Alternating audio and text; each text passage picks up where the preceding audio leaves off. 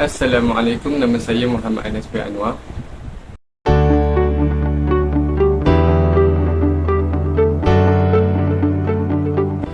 Mari kita membincangkan terlebih dahulu latar belakang dan pengenalan kerajaan Abbasiyah dan pembentukannya di Kahirah sebelum ke tajuk utama dalam video ini. Pembentukan kerajaan Bani Abbasiyah.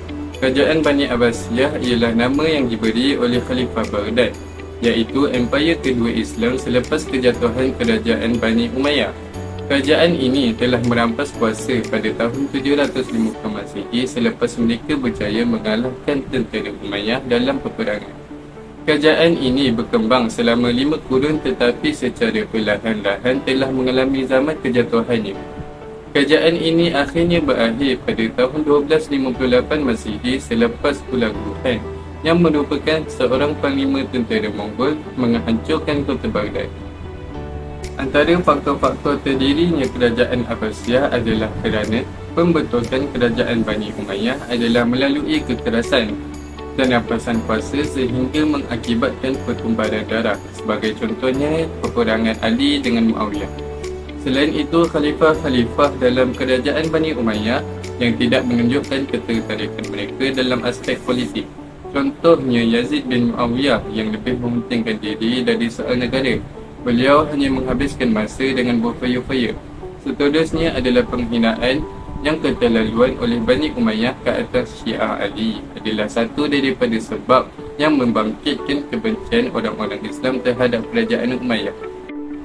Selain itu, keburukan dalam sistem pelantikan Khalifah Umayyah di mana terdapat 2 orang putera mahkota dalam satu masa, dan situasi ini telah membangkitkan pergaduhan sesama sendiri dalam keluarga Bani Umayyah kerana khalifah yang dilantik akan cuba menyingkirkan bakal khalifah yang sudah terlantik. Kezaliman sesetengah daripada khalifah Bani Umayyah yang bukan sahaja terhadap Syiah Ali tetapi juga terhadap orang-orang yang pernah berjasa besar dalam kerajaan. Contohnya Muhammad bin Al-Qasim dan Qutaibah bin Muslim adalah 2 orang panglima perang yang berjasa dalam bidang pertahanan dan penaklukan tetapi telah dibunuh oleh Khalifah Sulaiman bin Abdul Malik kerana kesalahan yang terlalu remeh. Hajjaj bin Yusuf juga telah dipenjarakan dan harta bendanya dirampas. Begitu juga dengan Musa bin Nusair yang mati dalam penjara. Hal yang demikian telah menyebabkan rakyat memberi sokongan kepada sebarang gerakan untuk menggulingkan kerajaan Bani Umayyah. Seterusnya adalah pengenalan kerajaan di kota Kahirah. Sejarah Khilafah Abbasiyah di Kahirah bermula selepas kejatuhan pemerintahan Bani Al-Abbas pada 1258 Masihi apabila khilafah yang terakhir di Baghdad iaitu Al-Mu'tasim Billah dibunuh oleh Mongol. Menurut beberapa tokoh sejarawan Mamluk yang terkenal iaitu Qutb ad-Din al-Yunini, Abdul al-Fida, Ibnu Kathir, Al-Makrizi dan Ibnu Taghribiri, dunia Islam tidak mempunyai khalifah selama 3 tahun setengah. Sistem khalifah ini kemudiannya dihidupkan oleh Sultan Az-Zahir Baybars yang melantik Abu Al-Qasim Ahmad bin Muhammad sebagai khalifah Abbasiyah yang pertama di Kahirah pada 13 Rejab 659 Hijrah bersamaan dengan 13 Jun 1261 Masihi dengan gelaran Al-Mustansir. Jawatan dan kewujudan khalifah tersebut adalah perlu kerana mengikut tradisi, seseorang individu tidak layak untuk mengisytiharkan dirinya sebagai sultan tanpa menerima pengesahan atau watikah daripada tangan khalifah itu sendiri, dan sekiranya sultan melantik seseorang kadi, maka keputusan atau fatwa yang dikeluarkan oleh kadi tersebut juga adalah tidak sah sehingga sultan itu mendapatkan pengesahan daripada khalifah. Kahirah adalah sebuah bandaraya yang terkenal di dunia Islam sejak abad ke-10 Masihi kerana peranannya sebagai pusat pentadbiran dan pusat keilmuan Islam yang terkemuka selepas Baghdad, Damsyik, Cordova dan Timbuktu pada zaman keagungan Islam. Pada asalnya, kota Kahirah didirikan di atas tanah yang seluas 340 ekar dalam bentuk 4 segi dengan setiap sisinya sepanjang 1,200 elak. Kota yang dibangunkan pada tahun 359 Hijrah ini berfungsi sebagai pusat pentadbiran baru menggantikan kota lama iaitu Fustat. Masjid Al-Azhar juga turut dibangunkan sebagai pusat keilmuan terulung yang kini dikenali sebagai Universiti Al-Azhar. Kota Kahirah juga berfungsi sebagai pusat mengembangkan pengaruh ideologi dan politik Fatimiyah di mana pengajian Syiah dikembalikan. Dan dari Kahirah juga Fatimiyah kemudian yang menguasai Palestin, Syam dan Hijaz. Setelah pembinaan kota Kahirah berjaya dilaksanakan, Sultan Al-Mu'izz telah bergerak meninggalkan Kairouan menuju ke Mesir dan tiba di kota ini pada 4 Ramadan 362 Hijrah untuk memindahkan ibu kota Fatimiyah. Keesokannya, beliau secara rasmi menjadikan kota Kahirah sebagai pusat pentadbiran yang baru dan seluruh pentadbiran kerajaan dipindahkan. Sultan Al-Mu'izz memperkenalkan sistem pentadbiran baru Fatimiyah menerusi pembentukan Dewan dan Wazir seperti Dewan Majlis, Dewan Nazar, Dewan Tahqiq, Dewan Barik, Dewan Tertib, Dewan Kharaj dan lain-lain. Jawatan khusus seperti Qadi, Ketua Dakwah, Inspektor Pasar, Bendahari Negara dan Qadi diwujudkan untuk memperkasihkan pentadbiran negara. Kahirah sebagai pusat pentadbiran baru Daulah Abbasiyah pada tahun 1262 sehingga 1517 Masihi. Selepas kejatuhan Fatimiyah pada 1171 Masihi, kota Kahirah telah dikuasai oleh dinasti Ayyubiyah pada 1172 Masihi sehingga 1341 Masihi yang bertanggungjawab menukar fungsi Kahirah sebagai pusat mazhab Sunni.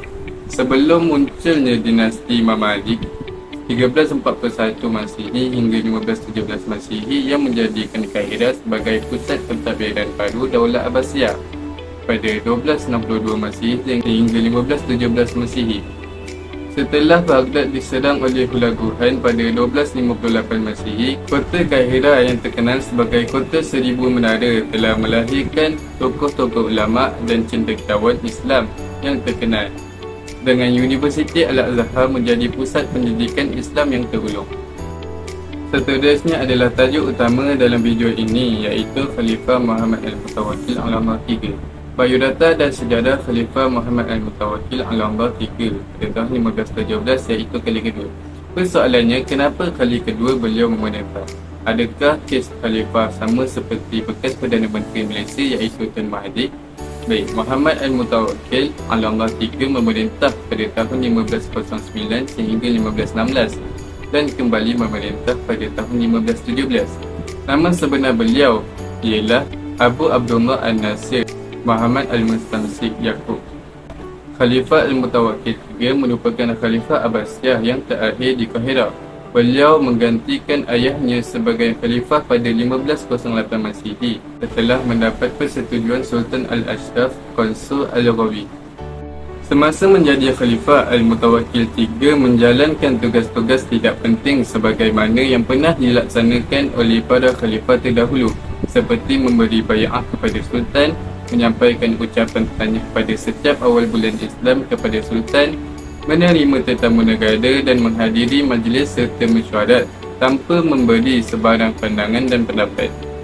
Dalam pertempuran menentang Uthmaniyah di Majdabi pada 1516 Masihi, Al-Mutawakkil III serta 4 ketua Qadi Mesir telah mengiringi Sultan Al-Ashraf Konsul Al-Rawi, dan setelah kekalahan Mamluk dalam pertempuran tersebut, beliau telah dijadikan tawanan oleh Sultan Salim. Walau bagaimanapun, beliau telah diberi peluang untuk meneruskan beberapa tugas rasminya sebagai Khalifah buat kali kedua untuk seketika di Mesir sebelum dibawa ke Istanbul pada tahun 1517 Masihi. Penulis berpendapat bahawa tindakan yang dilakukan oleh Sultan Salim ini adalah untuk mendapatkan pengaruh di Kahirah. Al-Mutawakkil III telah memainkan peranannya sebagai Khalifah apabila beliau telah memberikan autoriti kepada Ahmad Pasha untuk dilantik sebagai Sultan 1523 Masihi. Namun Ahmad Pasha kemudiannya telah ditewaskan oleh tentera Uthmaniyah. Khalifah Al-Mutawakkil III telah digulungkan secara ringkas pada tahun 1516 Masihi, tetapi telah dikembalikan semula pada tahun berikutnya. Pada tahun 1517, Sultan Uthmaniyah Salim I telah berjaya mengalahkan Kesultanan Mamluk dan menjadikan Mesir sebahagian daripada Empayar Uthmaniyah. Al-Mutawakkil III telah ditangkap bersama-sama dengan keluarganya dan diangkat ke Konstantinopel. Menurut catatan sejarah, pada ketika itu beliau secara rasminya telah menyerahkan gelar Khalifah serta lambang zahirnya iaitu pedang dan mantel Muhammad kepada Sultan Osmaniyah Selim I. Khalifah Al-Mutawakkil III telah meninggal dunia di Kahirah, Mesir pada tahun 1543 Masihi. Sayangnya penulis tidak menemui banyak catatan sejarah tentang Khalifah Al-Mutawakkil III ini di dalam kitab ataupun artikel-artikel yang berautoriti. Seperti apakah sifat-sifat beliau yang sebenarnya? Apakah yang dilakukan oleh beliau sepanjang pemerintahannya buat kali kedua?